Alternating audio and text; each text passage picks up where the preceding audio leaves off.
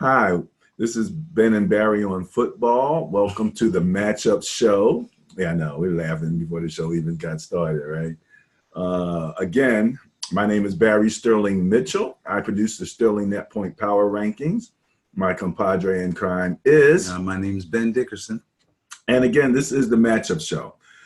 What we'll talk about here are what's called the bias and the bias plus. And we want to just give you a quick explanation of what that is. So we rank teams by net points. That's what the Sterling Net Point Power Rankings does. And then when we look at matchups, we compare the two teams based on their net points. The team with the better net points has the bias, what we call the bias. This is not necessarily predictive, but it is baseline information that you can use. And then you add on your knowledge to this basic information. And if you're trying to figure out who you think is going to win, you can actually come up with something that's somewhat logical and not just purely opinion. So we will talk about the net points bias, the difference between points for and points against makes up the net points. We will talk about turnover differential bias, the difference between giveaways and takeaways. That gives you your turnover differential. And then we will combine the net point bias and the turnover bias to a score we call the bias plus. And that's where we will start. So, Benny, are you ready? Yeah, the bias plus is our final number in determining who has the bias. The final number in determining who has the bias, absolutely. Let's see here. I want to start here, and I want to go right to the slideshow. So the matchup show for NFL Division Weekend 2019. We're going to kick this off. The Colts will be visiting the Chiefs at Arrowhead Stadium. Now, you said the Colts playing a dome, right? Yes, the Colts playing a dome. So you got a dome team going into the Chiefs team. I have no idea what the weather's outlook looks like. It won't be good. Why because it's Kansas City. Because it's Kansas City. And it's January. Well, the Chiefs have an NP stands for net points. So the Chiefs have a net point bias of 55 net points. And the Chiefs also have the turnover differential bias at 7. Now, let me tell you how that's made up. So the Colts are coming in ranked 6 in net points with 89 net points. The Chiefs are coming in second in net point rankings with 144 net points. So as you can see, the Chiefs have the better net point record. And surprisingly, in turnover differential, the Colts rank 6 with +2, and the Chiefs rank third, okay, with +9. So the Chiefs are looking pretty good, right, and they wind up with a bias plus score of 62 in the Chiefs' favor. Right. Okay, let's go over the particulars. First of all, obviously the net points. According to the net points, the Chiefs are 55 points better. According to the turnover differential, the Chiefs are 7 points better, giving you your 62. Makes sense, but let's not forget, Colts are really coming on strong, really playing well. When you watch the interviews, they just seem to be having so much fun, and they're really, really sticking to the old cliche, one game at a time, which makes them very dangerous.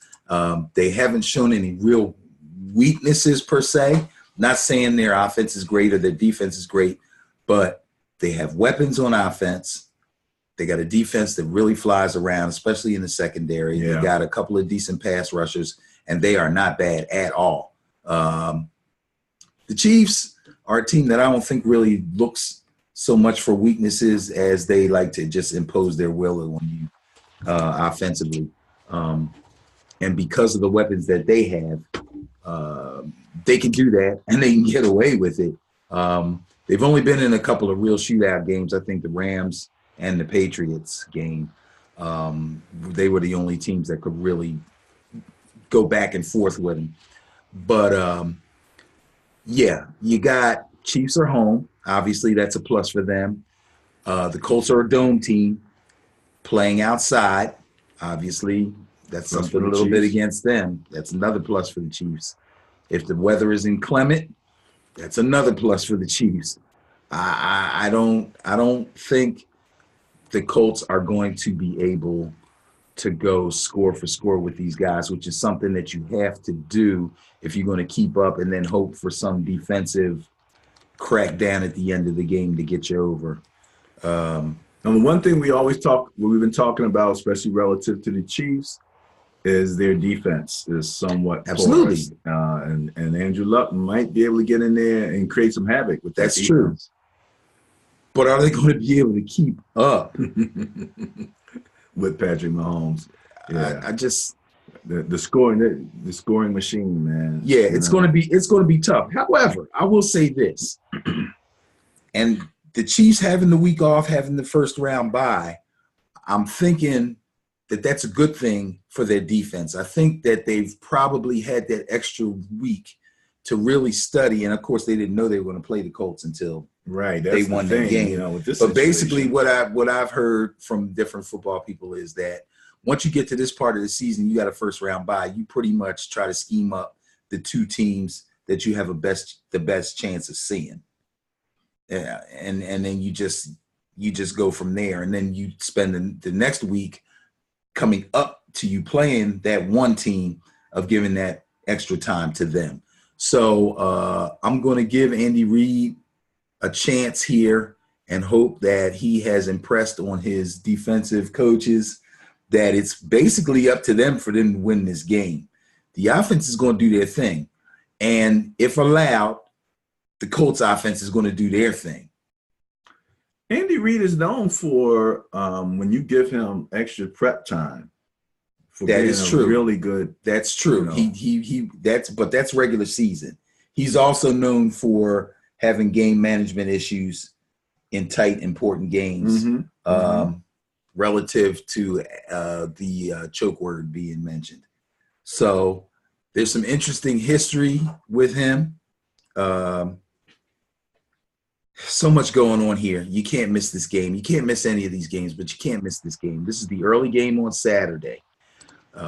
So if you have the opportunity, I know people are a little busier on Saturday than Sunday, you got to watch this game. I believe the Chiefs are going to put on a show, and I believe the Colts are going to do some things that people aren't ready for. It's going to be a good one. Who are you going with? Yeah, I guess I got to pick somebody. I'm going to pick the Chiefs. I just think they got too many things going for them. No guarantee. Anybody can be upset, but the Chiefs got a lot going for them, so I'm going to pick them. As we always say, the bias is not necessarily predictive, but It does provide a trend line that can give you a basis for information. Right. So let's move on. Cowboys, Rams. The Rams have a 128 net point bias in their favor because the Cowboys were 8th in net points with only plus 15. The Rams were 3rd with plus 143. And again, this reflects the regular season, right? As they finished up in the regular season. In terms of turnover differential, again, that goes to the Rams with plus 8. The Cowboys came in turnover differential at 5th with plus 3. Rams came in out of all of the teams that are left 1st with plus 11. That gives the Rams a bias plus score in their favor of 136. So the Rams are 1st of the teams that are left in turnover differential. Right. And the Cowboys are where? 5th. Right. Okay. Cowboys are plus 3. Rams are plus 11. Okay. And I think we talked about on the Top 5 show that the Rams have benefited from playing some teams that are not quite ready for prime time in their division. So you basically got at least 4 games. I don't want to say 6. I only count Anyway. Yeah, they played my Niners twice and the Cardinals twice. Cardinals twice. So that's 4 games where they could really get ahead. And sometimes when teams are playing from behind, the tendency to turn the ball over begins to grow. So I think they've been beneficiaries of that. That being said, the Cowboy defense is doing their thing. They're getting their share of picks. They're getting their share of sacks. They have really, really been playing well. Points against, Cowboys came in ranked 1st with 324. Rams come in points against at 7th out of the 8 that are left with 384. So the Cowboys just haven't been able to score like the Rams, and we haven't been impressed with the Rams defense. Especially coming down the stretch, we really thought they were going to be overpowering. They haven't been quite overpowering, and it seems, as you said, I think last week, you can run on them. You definitely can run on the Rams. Again, after the moves that they made and the name players that they brought in, I think everybody out there was kind of thinking the same way we were. Like, they're going to be so formidable on defense. And they're really not. Their points against ranking proves it. And you can look at any power rankings you want on any TV show. I like ours best. I think ours give the real deal as far as information is concerned. But they have their struggles. So, our preconceived notions kind of make us a little bit more disappointed at them, where everybody wasn't as high on the Cowboys defense, and they are really playing well. And I'm telling you, the performance they put on last week against Seattle, I was extremely impressed with that. They're ready. They stopped the run. They stopped Seattle's run, and now we have Gurley coming back. Yeah. We don't know how healthy he actually is. We're not sure. We know he's going to play. I mean, if you stop Gurley and you put this in Goff's hands, that doesn't, I mean, he's playing well, he's and everything, but he hasn't been exactly, looking like like Mahomes. Well, the good thing for Goff is he's a really good quarterback. No doubt. I mean, he's still young, but he's a really good young quarterback. But he has a plethora of talented wide receivers. So he has so many good receivers who run so many varied routes that he can pretty much get the ball wherever he needs to. I know people in fantasy were like, the Rams tight end, I don't bother to pick him up. The guy's good. The guy's good. He's really good. Everett's his name. Okay.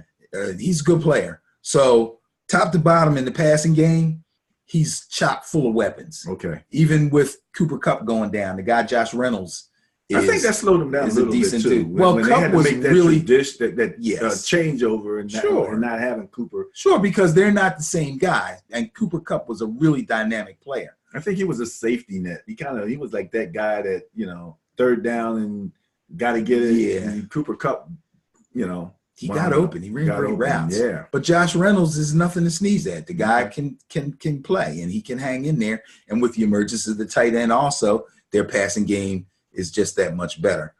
My thing is, I don't think anybody's going to be able to shut down Gurley. They may be able to slow him down. So it's going to be up to the Rams to be creative and see how many different ways they can get the ball in his hands. Can they shut down Zeke? No. And therein lies the drama, the dilemma for the Rams. We already established that we don't think they're very good against the run unless they come up with some kind of scheme. Because if Ndamukong Suh is out there, I ain't seen him make a tackle in a month. Yeah, there's some questions as to where he's going to be next year. And he makes a lot of money too. He makes a lot of money. Yeah, I don't see him staying there, but that's another story. This game is going to be a good game. This game is going to be a high-scoring game. Oh, yeah? You think so? I think Dak is really feeling it, and I think Zeke is going to kind of have his way.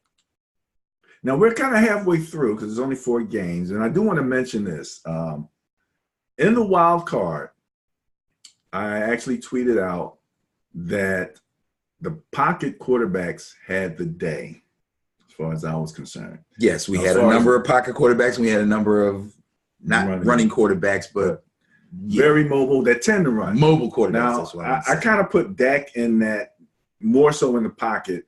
He runs when he has to, but he's not trying to run, and they're not running as many design runs for him nowadays. So I'm leaning toward pocket for him. Mm-hmm. Then you looked at Foles. We'll talk about that game coming up. Right. Then you looked at the Chargers. That's definitely pocket. Pocket straight away. What I mean? Yep. And who am I missing here? What they played last week? Yeah. The Colts. The Colts. Yeah. He's a pocket passer too. And not to say that They wouldn't run because it was when I saw Phillip Rivers take off. But out of necessity, obviously. Yeah, out of necessity. And with the rules the way they are, these guys can slide and you can't really hit them, so they're pretty safe. Rivers didn't even slide. And that's the crazy thing. That tells you how hungry he is. Yeah, he's hungry. He went for it, man. No doubt about it. No doubt about it. And so, you know, now when we look at the teams that are playing this weekend, are there any running quarterbacks left? The most mobile guy, well, let's not forget now, we got 4 teams that didn't play last week. We didn't talk about them. Patrick Mahomes is a mobile quarterback. But he doesn't run a lot. He doesn't have to. Well, but he doesn't. I mean, but he can. I'm not saying he can't. He's got wheels. He's got wheels, but he uses his wheels to get to buy time to get the ball to his people. That's part of his wisdom as such for such a young age. Well, the Chiefs are really good at the scramble drill. In other words, Mahomes has good speed. When he peels out of the pocket and starts to roll out, the first thing he's doing is he's got his head up and he's trying to look for somebody to break open, especially if the routes break down because he's scrambling. The second thing he wants to do is run. But most of the time, he finds somebody with that uncanny ability to throw the no look and throw across his body. Everybody knows you're not supposed to throw back against your body. Somehow he makes it work. Right. But I tell you this, that really great throw that they kept showing over and over again, and I think he threw it to Tyreek Hill, he rolled right. Threw the ball across his body back to the left. Tyreek Hill was coming from left to right, ran past a couple of DBs, and caught the ball. He was almost pocketed by DBs when he caught the ball. Yes. Incredible. It was an amazing thing. So, but if we have a situation against the Colts defense where he has to roll to get away from the rush and he can't find anybody, he'll take off. We'll see him take off and we'll see him run. Yeah. Brady ain't going nowhere. He'll take the 5 yards or to get the short first down and he'll take the dive. Speaking of Chargers Patriots, again, two classic. Go ahead. I'm sorry. I'm picking the Cowboys. We got off track and we started talking about the other teams a little bit. I never said I'm taking the Cowboys over the Rams. Yes, sir. They're going to bust. You're going to get a bias plus 136 points. Yes, I am. Score. Yes, I am. Defense and Zeke. Excusez-moi. Okie dokie. Sorry to throw you off there, but that's okay. So what do we have here? What do we have here, he says? 2 pocket quarterbacks, 2 classic guys, 2 guys who could potentially be in the Hall of Fame. Probably will both be in the Hall of Fame. Brady probably will be in the Hall of Fame. And the Patriots are coming in with a net point bias of 12 net points only, but a turnover differential bias in their favor of 9. Okay. Giving them a bias plus score of 21, the smallest bias plus of the weekend. Okay. So this game promises to be, yeah. And although Rivers doesn't have a great record against Brady, I think he has a terrible record against. He's like probably never beat him. This could be the game. This could be the game that changes everything. And we were talking about the Patriots. Every time we think the Patriots, should be counting them out this season. We look at the rankings and they're right up in there in the top 5 or so, right near the top. So they're not they're no jokes. Brady is Brady. Right. We have no evidence that he's really out of it. His supporting cast is questionable. And the Chargers have why am I forgetting the running back's name? Sonny Michel. Chargers. Melvin Gordon. Melvin Gordon, right. Wisconsin, yeah. Also dinged up. So Patriots are coming in with a small bias plus score of 21. That's small. Let me break this down a little bit. Chargers are better on defense against the run than the Patriots are. I think Chargers secondary, in my opinion, is slightly better than the Patriots. Now, that being said, offensively, I think the Chargers will be able to run on the Patriots, which will give them a better chance to be balanced because we know Rivers can get the ball to Mike Williams and Keenan Allen. So, and the tight end, he might be old, but he still catches balls. Yeah, and guess what? I think we mentioned this last week. Hunter Henry got hurt in preseason, got hurt in training camp. He's back. He's back. And he's been practicing this week. Full practice, not limited. Mm-hmm. I don't know if he'll start. I doubt if he'll start, but they will play him. They'll play him. That could be interesting too. So that's an added weapon for Rivers. But let's say, you got to say, Brady's Brady. They're home. It's going to be cold. It's going to be wet. Chargers coming West Coast to East Coast. It's a 1:00 game. You know how I feel about that. He always thinks that works against the traveling team. And it does coast, west to east. It does more often than not. But I think the Chargers' confidence will be bolstered by the fact that they came east and beat Baltimore. Plus, the Chargers don't seem to care about away, because they don't feel when they're home. They don't feel like they're home. I'm saying, as far as home field advantage is concerned, you're absolutely right. They seem to be a traveler. A lot of times, you got a lot of apathy out in LA. First of all, from people who live in LA, and then you have other teams whose fans love to travel, and we're better to travel than LA. Yeah. So, as far as a home field advantage in the crowd is concerned, that doesn't mean much to the Chargers. Mm-hmm. So it won't bother them being in a hostile environment. I'm just worried about, but evidently they got this timing thing down. They know when to fly out. They know when to rest. They got it down. Mm-hmm. Whatever they did last week, they'll just repeat that. So I'll take that out of the equation. And at that point, I'm going to say Phillip Rivers. Drum roll. It's Phillip Rivers' time. This is it.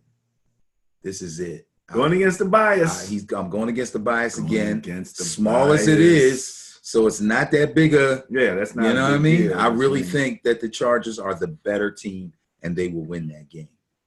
I didn't mention because I usually mention which game I think is the intriguing game of the weekend.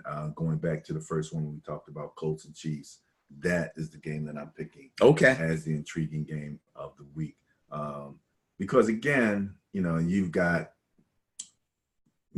Mahomes, and really, this is his first playoff. When's the last time that the Colts luck has been in the playoff? Oh, he didn't play at all last year. I don't know. I don't even remember if they made the playoffs the last year that he played. Yeah. So, you got two guys who, don't have a lot of playoff, experience and you got one guy who's just been phenomenal, and then you got the other guy who's playing phenomenally. I think Luck had the Colts in the playoffs at least once. They didn't go far, but I think they did actually make the playoffs once. I could be mistaken. Okay. Mahomes, again, this is his first year starting. The crazy thing is, I haven't seen a touch of nerves on this guy yet. I know. Not at all. The shootout with the Rams, he was cool as cool could be. Went to New England, almost pulled it out. Even in his losses. Almost pulled out the game in New England. And now, if he's going to have tough times, I think it'll be early. But they're built to score. So it's not like a Baltimore team where you get up on them with 3 field goals or you score and kick a field goal, and now they're struggling to come back. Right. They can come back in a matter of minutes. Boom, they're right back in it. So even if he starts off slow and the Colts are able to take advantage and get an early lead, I don't think they'll have any problem coming back. Kind of reminds me of Golden State. It's like they're down 15. Right. And next thing you know, they shoot 5 threes in a row and they're right back in it. So, yeah, the ability to score. And then they put a run on you, and now you're like, what What? Yeah, now you're down and you're like, what we're going to do here. Absolutely. I mean, but back to the Chargers and the Patriots. So you're going with? Yeah, I'm going with the Chargers. I'm going to go against the bias and go with the Chargers because I think that some of the normal advantages that the Patriots would have, they won't have against the Chargers. The home field advantage, the timing, I'm sorry. This one is, I'm going with a little bit of emotion here. I really think Phillip Rivers is feeling this. It's his time. His ninth kid is on the way. That Super Bowl, he's going to need that Super Bowl check. Get baby food. Ninth kid. I mean, what, two more? He's got a starting. Exactly. 11. He's got a starting 11 going there. All right, here we go with wasn't this the Eagles were the late game last week? Was that Saturday or Sunday? They were the late game Sunday. Sundays. And they're late game again. Yeah. So that tells you what the TV networks think about this because they decide who plays when. This isn't preordained. So the late game Saturday is the Cowboys and the Rams, which everybody thinks will be the better game. I think people are pretty much saying, the Chiefs are going to blow the Colts out. Not a big deal. Rams, Cowboys, now that's a game. Cowboys got a chance. Then they look at Sunday, Chargers, Patriots, very intriguing, but either team can win it. Eagles, Saints have this revenge thing going on, okay? Vengeance. Vengeance. The Saints supposedly ran up the score on the Eagles during the regular season, and the Eagles are feeling some kind of way about that, and they're swearing that they're going to get them back. And it sounds good. It falls into the old underdog thing, and they're wearing ski masks, and it gives the fans something to talk about and feel good about. But I really don't think that's as big a deal in the locker room as they made it to be right after that big win against Chicago. Let me mention ZZ Top came up today on Fox 29. Really? And they had a song, I think the title of it is Jesus Goes to New Orleans. Okay. And in the lyrics, they say something about, and then he goes to LA. Yeah. Oh no, don't with the Jesus stuff, man. But and they showed the video. I mean, this was early ZZ Top. I really never heard of that song. But it was absolutely, it was a little eerie. I had to admit. And I don't give that much credence at all with the Eagles and the whole thing with the shrine to Foles and everything. Stop it. But Foles plays out of his mind, in important times. So Eagles Saints have a 132 net point bias in their favor and a turnover differential bias of 14 in their favor, giving them the largest bias plus of the weekend at 146. Mm-hmm. And I believe Vegas also is saying that the Saints should be favored in this situation. Saints are home. They're in the Dome. They beat the crap out of the Eagles early on, which is why you were mentioning vengeance, because there's that talk that they run the score up and all of that kind of stuff. And, the coach has already come on and said, no, we didn't. He already said that. So I don't know if that means anything to the Eagles or not. But yeah, the Eagles and I used to always talk about the Eagles, and I used to talk about what I call the green cloud, which, which kind of came more so from the fans and their misbehavior and all of that. And it was, bad karma and all of that. But the Eagles have shown some really, they've done so many good things. Now, let me throw this out, for example, and this is actually kind of funny. We have a personal friend who's Corey Clement, right? Running back for the Eagles. He's out right now, bad knee. And I was talking to his dad, and his dad said that Corey was being interviewed. Well, first of all, he's traveling with the team. So even though they're letting him travel. So that's really great, and he's getting that opportunity.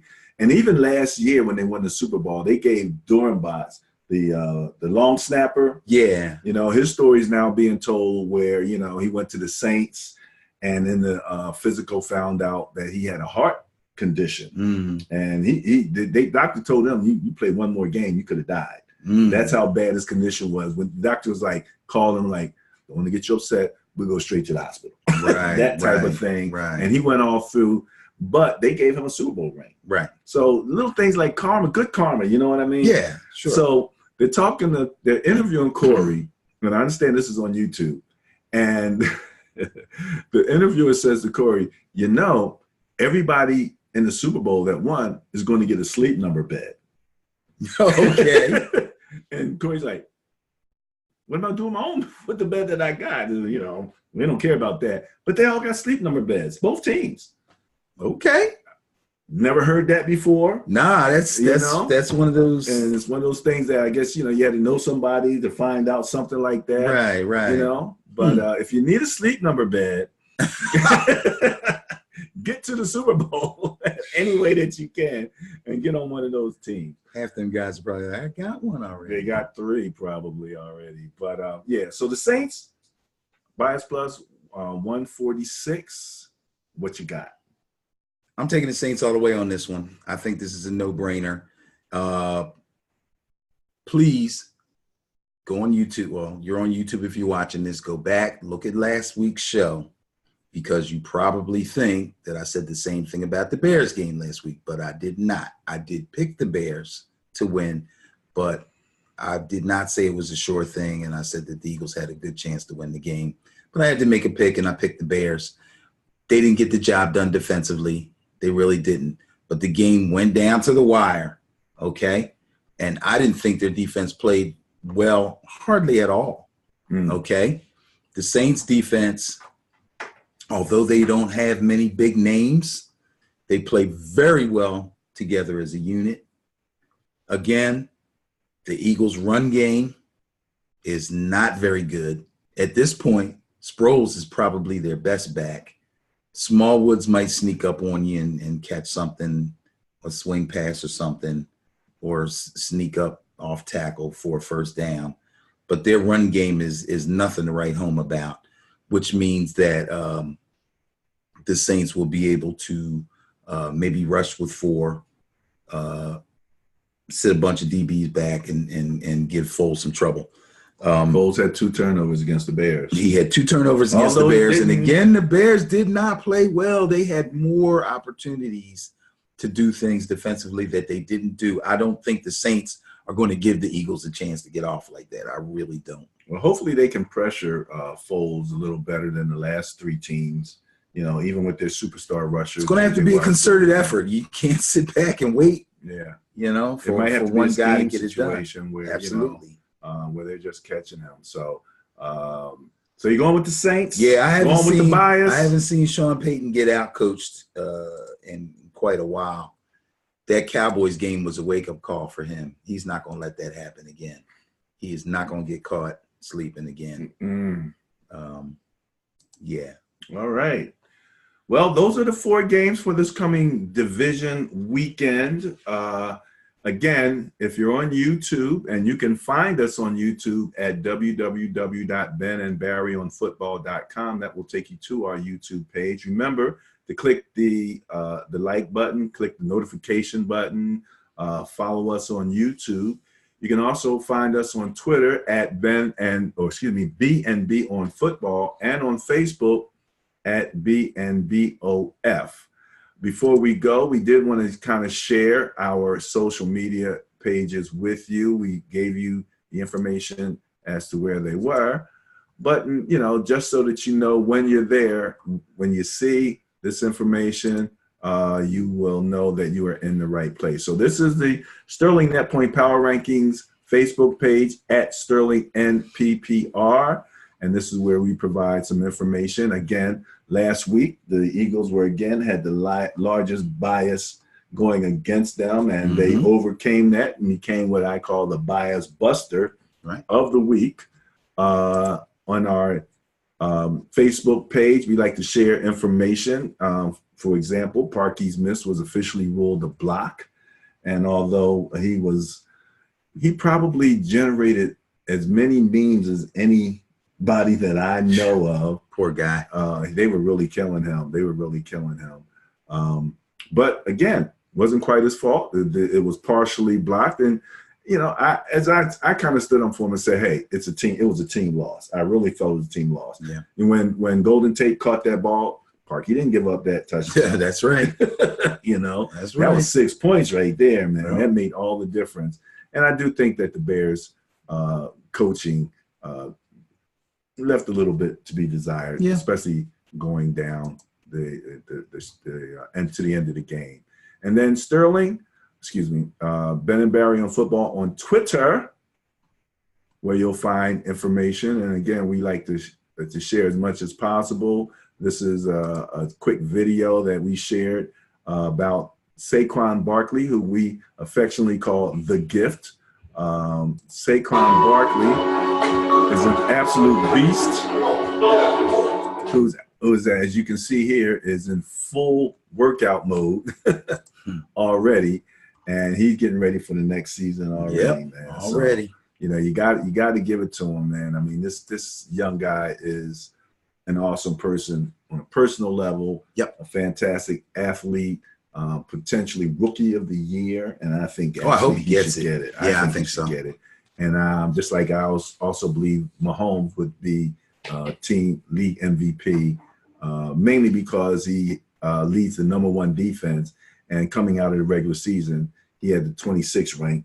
I said leads the #1 offense. #1 offense, and coming out of the regular season, he had the 26th ranked defense. Right. And he still wound up second in net points because of his prolific scoring of the team, the offensive team. So, any last words? Just to go over the coaching carousel. Last week we had Black Monday. A lot of coaches got fired. Turns out that 7 to 8 is the average number every year for coaches to get fired. Yeah. And I think we actually had 8.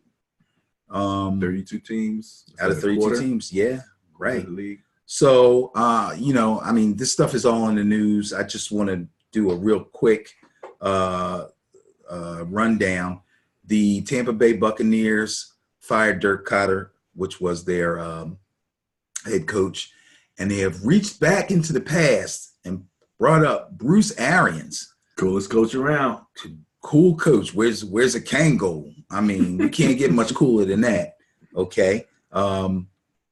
He was last the head coach of the Cardinals. He's been around the league as a coordinator. Absolutely. He's done college. He's a longtime coach, and I think he'll do well there. He also, I found out, has a special relationship with Jameis Winston, because we were wondering, they fired the head coach, what's going to happen to Jameis? I think Jameis went to his football camps. He went to his football camps when he was a kid. Yeah. Right. So they have a nice relationship. Also, Todd Bowles, who got fired as the New York Jets head coach, is going with Bruce to the Buccaneers as his defensive coordinator. Absolutely. A job that he's probably better suited for as opposed to head coach. Okay. My opinion only. Okay. Cleveland Browns. So they brought in an interim coach, Greg Williams, who was the defensive coordinator. I thought he did a fine job. I think that the players all liked him. I think Baker Mayfield really respected him. Mm-hmm. They played hard for him. Mm-hmm. They won some games. I predicted at the beginning of the season, I thought they would win 6, maybe 7.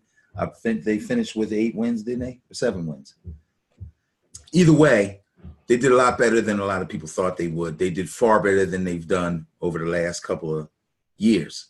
Unfortunately for Greg Williams, they let him go completely. Okay. I don't know who they're going to bring in as a defensive coordinator, but they hired Freddie Kitchens, who was the interim offensive coordinator. So he is now the full-time head coach. Their offense did pick up. Yes, it did. He's got a good rapport with Baker Mayfield, evidently. So that was one of the pluses in making that move to hire him. Cardinals, Steve Wilkes. I said last week, I don't think this guy got a fair shake.